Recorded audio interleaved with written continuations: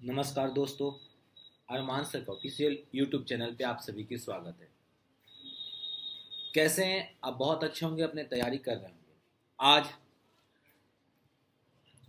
15 अक्टूबर का दिन है और कल मेरे दोस्तों बहुत से लोगों ने पेपर दे के आया, सब फर्स्ट शिफ्ट में और सेकंड शिफ्ट में।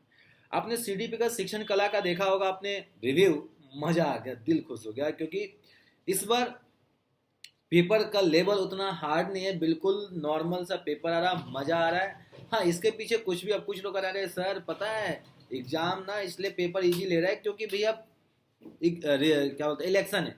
अरे इलेक्शन हो चाहे कुछ भी हो, उससे हमें मतलब नहीं है, हमें मतलब है पेपर से। पेपर हार्ड है इजी है, हमें करके आना, हम ऐसे ही तैयारी रखेंगे। क्योंकि देखो मेरे दोस्तों, सबसे लास्ट में देखा जाए ना तो 8 नवंबर को जो पेपर है वो कॉमर्स वालों का है। तो जब तक कॉमर्स वालों का पेपर नहीं होता तब तक मेरे दोस्तों आप सभी के साथ मैं जुड़ा रहूंगा और डेली एक ना एक सैंपल पेपर आपको हम देते रहेंगे। बाकी अगर आप चाहते हैं कि सर सैंपल पेपर कॉमर्स का भी कराएं तो मैं भी कराऊंगा, बस आपसे रिक्वेस्ट है कमेंट कर दीजिएगा, वीडियो को शेयर कर दे, लाइक कर दे। देखिए सबसे पहले क्वेश्चन क्या कह रहा है, तथ्यों से संबंधित ज्ञान है। तथ्यों से संबंधित ज्ञान है प्रत्यात्मक ज्ञान, अधिसंज्ञात्मक ज्ञान, प्रक्रियात्मक ज्ञान या तथ्य पूर्ण ज्ञान। तो देखिए मेरे दोस्तों, इन्होंने क्वेश्चन में क्या बोला है कि तथ्य से संबंधित ज्ञान क्या है। तो जो मेरे दोस्तों तथ्य से संबंधित जो ज्ञान होता है उसको मेरे प्यारे, ये क्या होगा, उसको मैं क्या बोलते हैं बेटा, चलिए आ गया। तो उसको हो जाएगा, राइट हो जाएगा ऑप्शन नंबर इसका, इसका राइट हो जाएगा ऑप्शन नंबर सी हो जाएगा। क्या हो जाएगा जी? ऑप्शन नंबर सी हो जाएगा। बाकी कोई दिक्कत है तो आप कमेंट करके बता सकते हैं। अगला देखेंगे क्वेश्चन नंबर, अब सेकेंड देखेंगे क्या कह रहा है। कहेगा तथ्य को एकत्रित कर नवीन स्वरूप को आकार देता है। तथ्य जो होता है उसको एकत्रित करके नवीन, ठीक है, नवीन जो होता है एक नवीन मतलब नया स्वरूप को आकार देता है। विश्लेषण, देखिए मेरे दोस्तों, विश्लेषण नहीं होता है, ठीक है, संश्लेषण, व्यवस्था भी नहीं होगा, समझ। अब देखिए समझ थोड़ी होता है यार, इसका राइट ऑप्शन नंबर बी हो जाएगा, विश्लेषण हो जाएगा। क्या हो जाएगा? ऑप्शन नंबर बी हो जाएगा। अगला देखेंगे, इनमें से एक सामाजिक कौशल सहयोगी कार्य योजनाएं से विकसित नहीं है। कौन सा है जो सामाजिक से नहीं है? देखिए सुनना आपका बिल्कुल सामाजिक है, आप सबको लेके चलेंगे, ये है। आपसे पॉजिटिव निगेटिव पूछा है तो ये तो पॉजिटिव है। सहयोग भी सामाजिक होता है। प्रतिस्पर्धा मतलब कंपटीशन, ये भी पूरा करना होता है। प्रोत्साहन जो है आपकी सामाजिक परियोजना नहीं है तो इसका निगेटिव, और निगेटिव का निगेटिव भाई भाई, तो इसका राइट है ऑप्शन नंबर डी हो जाएगा। ऑप्शन में क्या हो जाएगा मेरे दोस्तों? डी हो जाएगा। सबसे कम आकर्षक शिक्षक विधि है। सबसे जो कम आकर्षक शिक्षण विधि कौन सी होती है? व्याख्यान विधि सबसे पॉपुलर, आपने देखा होगा जहां पे विधि होगा तो आपसे आकर्षक पूछा तो ये तो होगा नहीं। कार्यभार भी नहीं होगा, ठीक है, परियोजनाएं विधि भी नहीं होगा। सबसे आकर्षक जो होता है वो होता है संगोष्ठी, संगोष्ठी शिक्षण विधि। ऑप्शन नंबर मेरे प्यारे हो जाएगा डी, ऑप्शन नंबर डी हो जाएगा। पांचवे का देखेंगे और आप आंसर बताएंगे। देखिए शिक्षण विधि जो शिक्षार्थी को वास्तविक समय समस्या में शामिल करता है, वास्तविक समस्या में शामिल करता है। तो ये कार्यभार बिल्कुल नहीं, संगोष्ठी बिल्कुल नहीं, परियोजना, जो आपको जो वास्तविक जो कार्य में शामिल करता है वो श्रुति लेख होता है। इसका राइट हो जाए ऑप्शन नंबर डी हो जाएगा। ऑप्शन नंबर क्या हो जाएगा जी? डी हो जाएगा। ठीक है, ज्यादा मैं आपको नहीं लूंगा, एक मॉक टेस्ट के लिए मुश्किल से आपका 15 मिनट लूंगा मेरे दोस्तों। चैनल पर पहली बार आए हैं तो चैनल को सब्सक्राइब कर दे और वीडियो को शेयर करना मेरे दोस्तों ना भूलें। देखिए अगला प्रश्न कह रहा है, मजेदार वाला प्रश्न है, शिक्षार्थी निष्क्रिय रहते हैं। शिक्षार्थी कब निष्क्रिय रहता है? परियोजना विधि में, खोज विधि में, व्याख्यान विधि में। देखिए परियोजना विधि में बच्चा खुद करता है, खोज विधि में खुद करता है तो एक्टिव रहता है, अनुसंधान में भी एक्टिव। जो व्याख्यान विधि में जो होता है वो स्टूडेंट का होता है निष्कर्षीय, तो ऑप्शन नंबर सी। क्योंकि आपको पता है अरे टीचर आएगा, बोलेगा, समझाएगा, चला जाएगा, अपने तो मस्त पड़े हुए हैं, ठीक है। लेकिन जब खोज वीडियो, परियोजना वीडियो, उस सभी सिचुएशन में बच्चों के लिए खुद करना पड़ता है। 7 नंबर प्रश्न देखेंगे और 7 बहुत इजी है मेरे प्यारे, 7 बहुत इजी है। क्या कह रहा है, गौर से देखेंगे। कहेगा परिसंवाद एक प्रकार का क्या है? खोज विधि है, विचार विमर्श विधि है, व्याख्यान विधि है या प्रदर्शन विधि है या प्रदर्शन। देखिए परिसंवाद जो होता है मेरे दोस्तों वो आपका होता है प्रदर्शन विधि। ऑप्शन नंबर डी हो जाएगा। ठीक है, अगला देखेंगे। अनुभाजी का अर्थ होता है, अनुभाजी का क्या अर्थ होता है? ठीक है, जांच करना, बताएंगे, जांच करना, दिखाना, करना या कर, ठीक है, कार्यवाही और करना तो होगा नहीं। ये तो दिखाना। तो इसका राइट आंसर हो जाएगा दोस्तों ऑप्शन नंबर ए हो जाएगा, जांच कर, ऑप्शन नंबर ए। अगला देखेंगे, उसको बोलना आगे जाएगा, छोड़ो। खेल का स्वाभाविक प्रवृत्ति है, मतलब खेल का जो होता है स्वाभाविक प्रवृत्ति है, किसने बोला था? तो आप इसका जल्दी से बताएंगे।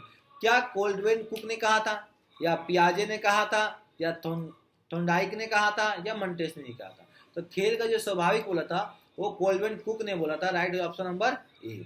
अगला देखेंगे, भ्रमण विधि विकसित करता है, जो भ्रमण विधि होता है जब बच्चों को एक जगह दूसरे जगह ले जाकर हम दिखाते हैं, विकसित करता है सहयोग की प्रवृत्ति, रचनात्मक शक्ति, प्रत्यक्ष ज्ञान, या इनमें से सभी। देखिए भ्रमण विधि की बात करें मेरे दोस्तों, तो भ्रमण विधि जो करता है, जो बच्चों की डायरेक्ट नॉलेज देता है, प्रत्यक्ष ज्ञान देता है कि बच्चा जाएगा वहां सीखेगा, सीखने का जो भी उसका नॉलेज होगा एक्वायर करेगा। तो राइट है ऑप्शन नंबर सी, प्रत्यक्ष ज्ञान।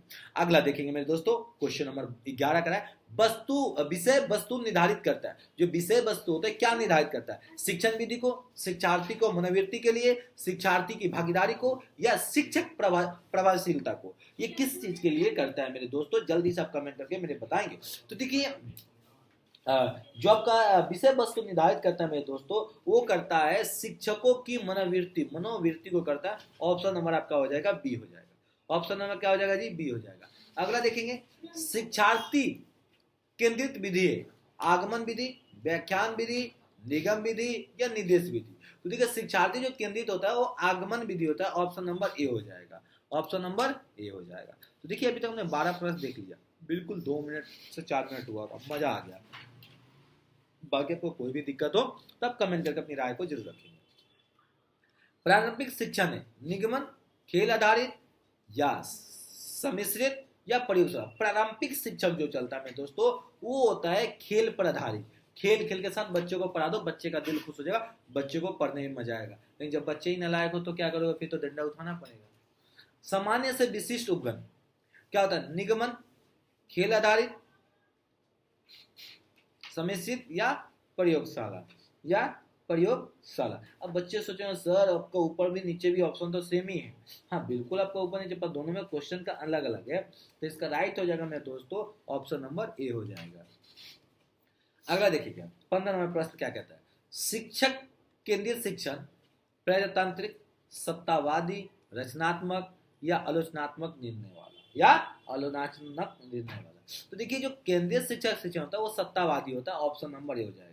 क्या हो जाएगा जी? सत्तावादी। ऑप्शन नंबर बी हो जाएगा। सॉरी देखिए अगर माप में पहला चरण क्या होता है? प्रशिक्षण का अंकन, प्रशिक्षण प्रबंध करना, क्या मापना, इसका निर्णय लेना, या प्रशिक्षण का विकास करना? देखिए सबसे पहला स्टेप आपसे पूछा है कि सबसे पहला स्टेप क्या होता है। तो देखिए मेरे दोस्तों अगर मैं आपसे बताऊं, शिक्षण में जो सबसे पहला स्टेप होता है वो क्या मापना है, इसको निर्णय। भाई पहले प्लानिंग तो करो, डिसाइड तो करो क्या करना है, ठीक है? उसके बाद आगे बात करेंगे ना। तो राइट ऑप्शन नंबर डी हो जाएगा। अगला देखेंगे मेरे दोस्तों, निम्नलिखित में से किसकी गुंजाइश सबसे कम होती है? निम्नलिखित में से किसकी गुंजाइश मूल्यांकन की, आकलन की, माप की, या परीक्षण की, या परीक्षण की? तो अगर इनमें से किसकी? तो देखिए मेरे दोस्तों मूल्यांकन तो होता रहता है, माप भी होता है, आकलन होता है, सबसे कम जो होता है वो परीक्षण की होती है। ऑप्शन नंबर डी हो जाएगा। रचनात्मक मूल्यांकन का उद्देश्य क्या है? रचनात्मक मूल्यांकन जो होता है इसकी उद्देश्य क्या है? ठीक है, अंतिम स्थिति की जांच करना? जी बिल्कुल नहीं। ठीक है, अगली कक्षा? जी बिल्कुल नहीं। ठीक है, छात्रों को चयन कराना? ये भी नहीं। छात्रों की प्रगति पर निगरानी करना, ये होता है मेरे दोस्तों रचनात्मक मूल्यांकन का। ऑप्शन नंबर क्या हो जाएगा प्यारे? ऑप्शन नंबर डी हो जाएगा। अगला देखेंगे, निम्नलिखित में से सही क्रम है? कौन सा सही क्रम है जो आपको बता रहा है कि इनमें से कौन सा है जो आपका सही क्रम है? देखिए परीक्षण, मापन, आकलन, मूल्यांकन, बिल्कुल सही। ठीक है, सबसे लास्ट में मूल्यांकन होता है। तो मूल्यांकन सिर्फ किस में? एक ही में? ये भी होगा नहीं, ये भी होगा नहीं, ये भी होगा नहीं। तो राइट है ऑप्शन नंबर ए, क्योंकि सबसे लास्ट में हम क्या करते हैं मेरे दोस्तों? मूल्यांकन करते हैं। क्या करते हैं? मूल्यांकन करते हैं। 20 वाला देखेंगे, मजेदार प्रश्न है। आप देखिए, निम्नलिखित में से किस प्रश्न को चिन्ह अधिक विश्वसनीय होता है? अधिक, निबंध वाला नहीं, नहीं नहीं, तो बहुविकल्पिक होता है जिसको हम बोलते हैं MCQ, जो आप सभी को STET में होने वाला है। और एक क्या होगा भाई? CB से कंप्यूटर बेस्ड CBDT। ठीक है, जैसे कि आपको पता है कि 14 अक्टूबर से एग्जामिनेशन शुरू है। बहुत से मेरे दोस्तों का पेपर हो गया, आपने रिव्यू देखा होगा, दिल खुश हो गया CDP का क्वेश्चन देख के। बड़ी मजेदार मजेदार इजी प्रश्न आपसे पूछे जा रहे हैं। किस प्रकार के, देखिए कल मैं एक बात हुआ था तो उन्होंने बोला सर आपको पता है जो इस वक्त क्वेश्चन आया था मूल्यांकन से 2 क्वेश्चन आया था जो मूल्यांकन के बेस में था, बाकी आपको केस के आधारित क्वेश्चन था, तो क्वेश्चन का लेवल बहुत ईजी है, मजा आ जाएगा। किस प्रकार के प्रश्न को विश्वसनीय के साथ चिन्हित करना कठिन होता है, मतलब विश्वसनीय के साथ चिन्हित करना कठिन है, मतलब कठिन है, बहुत ज्यादा प्रॉब्लम होती है उसको चिन्हित करना। अब मैं देखो गौर से दोस्तों, ठीक है, आपको पता है कि बहुविकल्पिक तो करना होता है, तो ये तो होगा नहीं, ठीक है, ये भी नहीं होगा, ये भी, ये हो जाएगा असंचित निबंध, ऑप्शन नंबर आपका क्या हो जाएगा जी, बी हो जाएगा, बी हो जाएगा। अगला देखिए क्वेश्चन नंबर 22 क्या कह रहे हैं, प्रोजेक्टिव तकनीकों का उपयोग मूलतः मापने के लिए किया जाता है, खुफिया, व्यक्तिगत, ज्ञान या उपयोग। देखिए अब आप विधि का यूज कर रहे हो तो आप तो व्यक्ति तो नहीं मापोगे, खुफिया तो आप बनोगे नहीं, उपयुक्त तो आप किसका नॉलेज होगा, आप ज्ञान क्या पूछा आपसे, व्यक्तिगत, सॉरी आपसे क्या पूछा मापने के लिए, तो व्यक्तिगत तो हो गया ऑप्शन नंबर ये, क्योंकि ज्ञान होगा नहीं, खुफिया होगा नहीं। अगला युगात्मक मूल्यांकन मूलतः प्रयोग किया था, युगात्मक जो मूल्यांकन होता है वो प्रयोग किया जाता है कार्यक्रम के दौरान, ठीक है, हर समय, कार्यक्रम के अंत में या कार्यभार के आरंभ में। तो देखिए जो युगात्मक मूल्यांकन होता है वो कार्य के अंत में किया जाता है, ऑप्शन नंबर आपका हो जाएगा मेरे दोस्तों, ऑप्शन नंबर क्या हो जाएगा, सी हो जाएगा, ऑप्शन नंबर सी हो जाएगा। अगला देखेंगे योगात्मक मूल्यांकन, ओहो, योगात्मक मूल्यांकन मूलतः प्रयोग किया जाता है कार्यक्रम के दौरान, हर समय, ठीक है, या कह रहे कार्यक्रम के अंत में या कार्यक्रम के आरंभ में।